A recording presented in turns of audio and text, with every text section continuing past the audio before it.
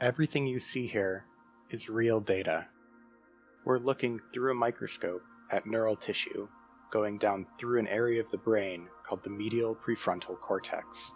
We can use these microscopic images to reconstruct the three-dimensional layout of the neurons and really see the intricate and intertwining patterns that they make. These connectivity patterns throughout the brain underlie all neural function and are responsible for everything from controlling your muscles when you tie your shoes to how you feel about your family.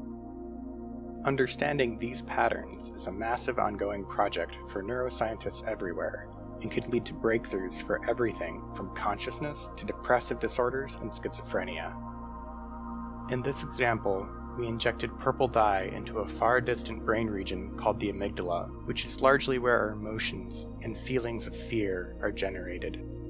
The purple wires are axons, or connections, coming from the amygdala into this area. We've also used some recent advancements in genetic engineering to select only the neurons inside this region that connect to the amygdala and dye them green.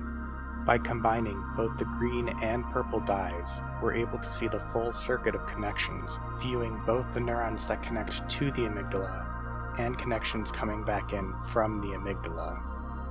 The locations and patterns of the neural connections, called synapses, show us how heavily these two groups of neurons are connected. To help us start to understand the incredible complexity of these neural networks, we develop computational techniques that segment or isolate individual neurons. By isolating a neuron, we can measure its characteristics, like size, shape, how many branches it has, and what general type of neuron it is.